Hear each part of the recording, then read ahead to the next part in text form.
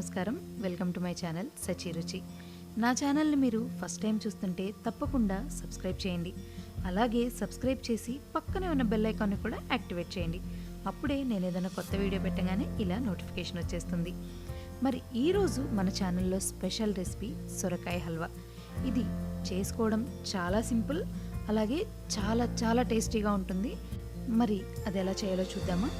ముందుగా లోతుగా ఉండి అడుగు మందంగా ఉన్న ఒక గిన్నె తీసుకోవాలి. అందులో ఒక 3 స్పూన్ల నెయ్యి వేయాలి. నెయ్యి కొంచెం కరిగాక కొంచెం కిస్మిస్ అలాగే కొంచెం జీడిపప్పు వేసుకొని ఎర్రగా అయ్యే వరకు వేయించుకోవాలి. మనకి స్వీట్ ఏదైనా కానీ జీడిపప్పు, కిస్మిస్, కొన్ని డ్రై ఫ్రూట్స్ లేకపోతే అస్సలు టేస్టీగా అనిపించదు కదా. ఇవి ఎర్రగా వేగిపోయాయి కదా, ఇప్పుడు వీటిని తీసేసి ఓ పక్కన పెట్టేసుకుందాం. మనకి ఒకటే బండిలో చేసేసుకోవచ్చు దీన్ని. చక్కగా ఎక్కువ అంట్లు కూడా పడవు, చాలా సింపుల్గా అయిపోతుంది. ఇప్పుడు ఒక సొరకాయ తీసుకొని, ఒక 1/2 కేజీ వరకు సొరకాయ తీసుకొని మనం దాన్ని బాగా తురిమేసి వాటర్ అంతా పిండేయాలి. పెద్ద పెద్ద గింజలు అలా ఉంటే తీసేసి వాటర్ అంతా పిండాక 1/2 కేజీ అయ్యే వరకు మనకి సుమారుగా చూసుకొని వేసుకుంటే సరిపోతుంది. దీన్ని ఇంకా వాటర్ ఉంటుంది సొరకాయలో, మనం ఎంత పిండేసినా కానీ ఇంకా వాటర్ ఉంటాయి కదా, ఆ వాటర్ అంతా పోయి మనకి ఇది బాగా ముద్దగా దగ్గరగా అయ్యే వరకు ఫ్రై చేసుకోవాలి. మనకి కొంచెం పచ్చివాసనలాగా కూడా వస్తుంది కదా సొరకాయ, ఆ పచ్చివాసన అంతా పోయి కమ్మటి వాసన వచ్చే వరకు వేయించుకోవాలి. ఒక 10 నుంచి 15 నిమిషాలు టైం పడుతుంది అలా అవ్వడానికి.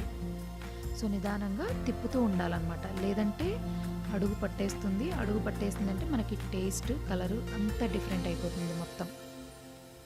ఇలా కొంచెం వేగి దగ్గరగా అయ్యాక తీసేసుకొని ఒక పక్కన పెట్టేసుకుందాం. దీన్ని కూడా మనకి నెక్స్ట్ పాలల్లో వేయాలంటే కూడా కొంచెం చల్లారిందంటే సొరకాయ తురుము చాలా బాగుంటుంది. ఇప్పుడు అదే బాండీలో 1/2 లీటరు పాలు తీసుకోవాలి.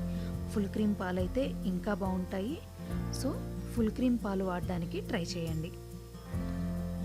1/2 లీటర్ పాలు తీసుకొని బాగా పొంగనిచ్చి, పొంగుతున్నప్పుడే ఇలా కలుపుతూ ఉంటే మనకి అడుగు పట్టకుండా ఉంటుంది. అలాగే ఈ చుట్టూ అంటుకుంటూ ఉంటాయి కదా పాలు, ఆ అంటేవన్నీ కూడా నీట్గా గరిటతో ఎప్పటికప్పుడు క్లీన్ చేసుకుంటూ ఉంటే మనకి ఆ పట్టిన మేగడ తరకల్లాంటివే మనకి కోవాలాగా ఫామ్ అయ్యి చాలా టేస్ట్ వస్తుంది హల్వాకి. చూసారా, ఇలా కోవాలాగా ఫామ్ అవుతుంది చక్కగా, చాలా బాగుంటుంది. ఇలా ఫామ్ అయింది మనకి చిన్న చిన్న తరకల్లాగా తగులుతూ చాలా టేస్టీగా ఉంటుంది హల్వా తినేటప్పుడు. ఇప్పుడు మనం ఇందాక పక్కన పెట్టేసుకున్న సొరకాయను కూడా వేసుకొని, చూసారా పాలు ఆల్మోస్ట్ చిక్కగా అయిపోయి సగం అయ్యే వరకు ఉడికించుకోవాలి పాలని. ఇప్పుడు ఇందులో ఆ సొరకాయ కూడా వేసేసి బాగా కలుపుతూ ఉండాలి. మనం ఇది చేస్తున్నంతసేపు మ్యాక్సిమం కలుపుతూనే ఉండాల్సి వస్తుంది. ఇలా కలుపుతూ ఉంటేనే అది ఆటోమేటిక్గా తిక్కగా అయిపోతుంది.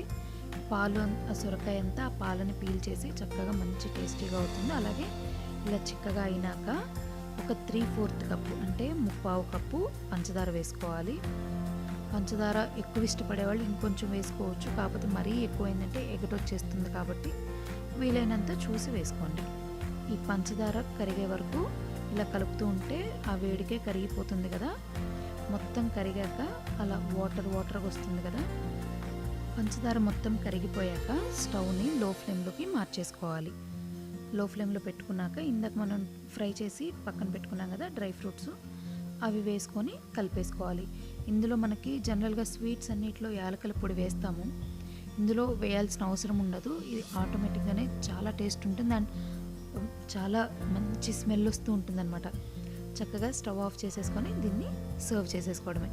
మీరు వేడిగా సర్వ్ చేసినా లేదా ఫ్రిడ్జ్లో పెట్టి ఒక 1 అవర్ తర్వాత చల్లగా అయ్యాక సర్వ్ చేసినా కానీ ఎలా అన్నా సర్వ్ చేయండి, చాలా టేస్టీ ఉంటుంది. ఒక్కసారి తిన్నవాళ్ళు వదలకుండా మళ్ళీ తినాలంటారు. రెసిపీ చాలా సింపుల్గా ఉంది కదా, కానీ టేస్ట్ మాత్రం అద్దిరిపోతుంది. అస్సలు ఆలస్యం చేయకుండా మీరు కూడా ట్రై చేసేయండి. ట్రై చేసి మీకు ఎలా వచ్చిందో నాకు కామెంట్స్లో చెప్పండి. అండ్ ఈ వీడియోని మీ ఫ్రెండ్స్ అండ్ ఫ్యామిలీతో షేర్ చేసుకోండి. అలాగే నా ఛానల్ని సబ్స్క్రైబ్ చేయడం మర్చిపోవద్దు. Thanks for watching సచిరుచి.